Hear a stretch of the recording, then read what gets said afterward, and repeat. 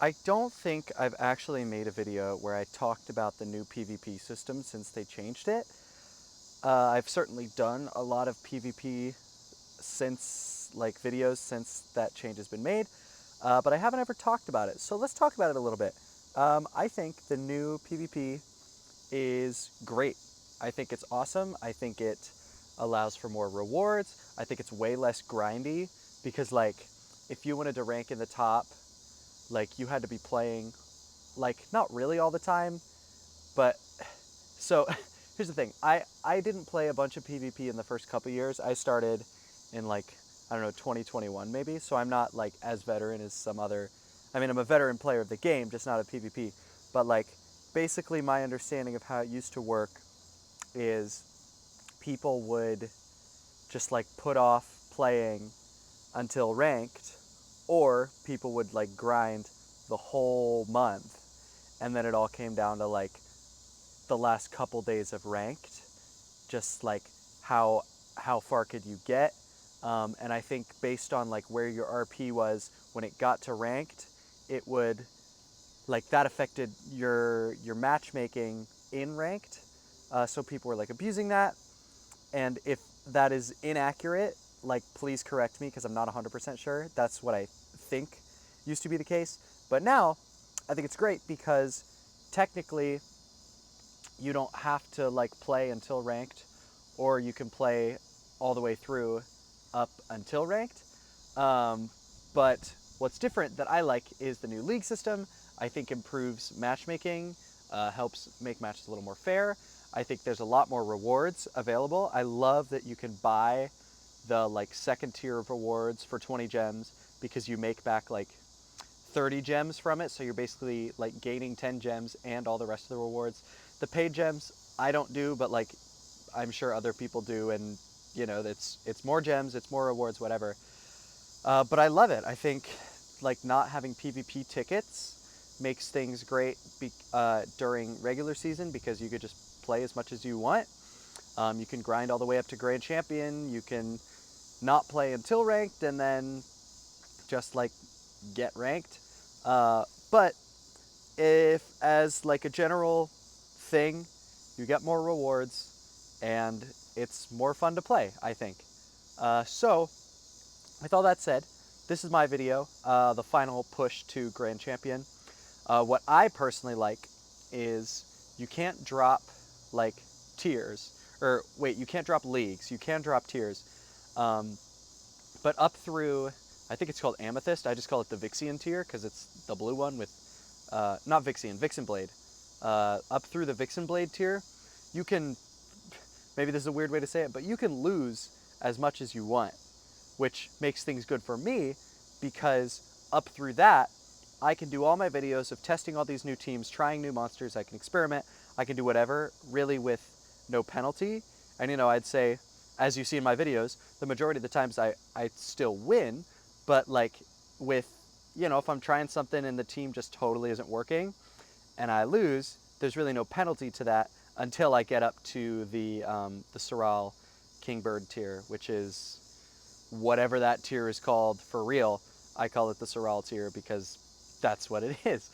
But all that to say, like, the no losing penalty is awesome for me personally.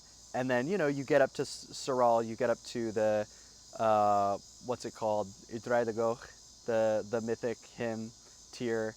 And then you grind a Grand Champion. And then Grand Champion's the same. Once you get there and you don't have anywhere else to push further, then you don't need to worry about losing. So there's still like, at the time of recording this, there's still like 12 days left of ranked, or of the normal season, sorry. So I can keep experimenting, trying new monsters, whatever. I'll probably have more difficult opponents, but hey man, that's what I'm here for.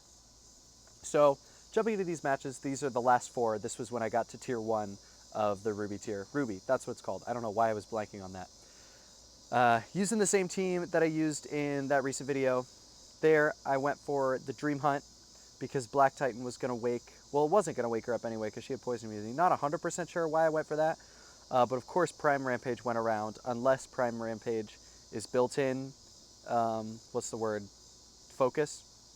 I'm not actually sure. I talked about this in a recent video. I don't understand Cyclophena. she's so hard to deal with. Luckily, the Meatoid didn't die, so Apollonus still had her boost.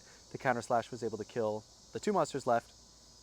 I would have lost had that not been the case, had the Meatoid died, because Cyclophena wouldn't have had the boost. Next battle, up against Guillermo.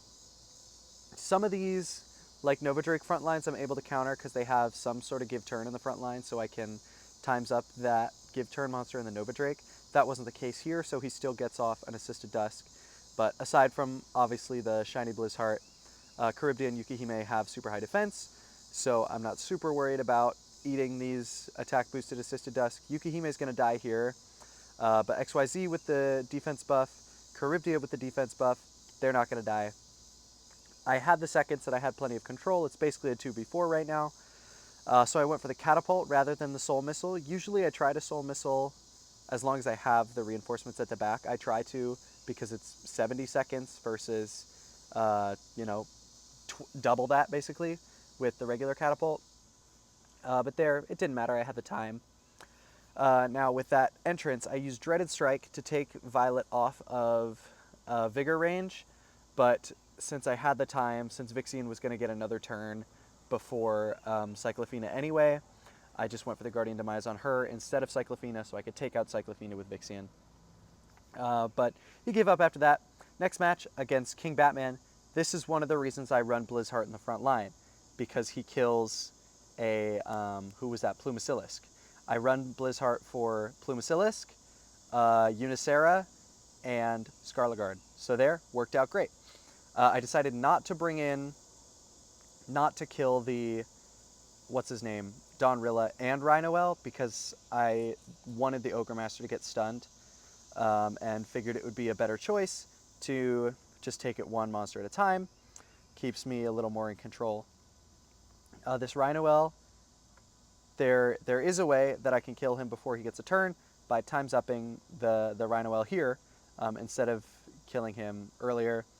If I had done the same thing I did last time, like by hitting one of the camouflage monsters, then I could have planned for this Infernocorn better. But at the end of the day, it didn't super matter. Medbee still gets stunned. I'm able to kill the Gearcroc with Blizzheart. His Sheikah Bloom doesn't have a beast yet. This instant switch into Protector conversion was kind of big brain, because that gives him the Union and the boost he needs. Infernocorn has time to attack boost and Piercing Blow. We'll see who he goes for. Probably XYZ and Charybdia, but he might go for Blizzheart knowing that Blizzheart has Kinslayer, so I could kill Infernocorn as well. Let's see what he decides to go for. Obviously the attack boost though, right? Oh, he must have already done it because he just full out went for it. And that killed an XYZ, so I'm assuming he was attack boosted. But I had 2 monsters, one with Supreme Shield, one with regular shield entrance. So the only person he can hit is Charybdia, and with her bind buff, he's only going to be able to do about, I don't know, half health, which he did. So now I've got Guardian Demise and Soul Missiles ready. I decide to Guardian Demise the Dark Stag. I probably didn't need to do that. I actually maybe shouldn't have done that. Not 100% sure what my thought process was there. But whatever, we kill the Gabrielle. This Assisted Dusk, I thought about this move for a long time, because I needed the Dreadmoth not to get a kill. I was going to do a knockback, but if Infernocorn got a kill, I needed Dreadmoth not to get a turn, but if Infernocorn got a turn, it also would have been bad. Either way, I'm losing 2 monsters, so I had to go for the Venom times up. Just in case it killed, it might have been a smarter play to actually do Raw Bloodthirst on Dreadmoth and then do Assisted Dusk if I were thinking that far ahead, because that might have been the little bit of extra health that he has now to survive. I didn't think that far ahead though, and HP boosted Dreadmoth, he's strong. He's got, what, like 6,000 health? Because maybe, I don't know, 5.5. But luckily, his Thunder Seal wasn't enough to kill Vixian, obviously, because she's a mythic. He's a Storm, super epic. The Siberian entrance into my Angel Lion, that's enough for him to just give up. I did check his team afterwards. That Lebroid next in line was like the end of his team, aside from what I knocked back. Now hopping into this final battle, this guy I suppose you could call the my Grand Champion Gatekeeper. The Venom time's up there, surprisingly does kill second form Uranomedius.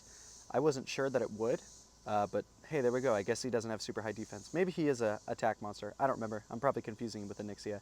But anyway, we're able to sleep the static sphere. Even though Momo got the turn coming in, I'm able to times up him because XYZ was far enough out of play that Momo couldn't kill him. And he gives up pretty quick. So that was the final battle to get me from the final tier of Ruby into Grand Champion.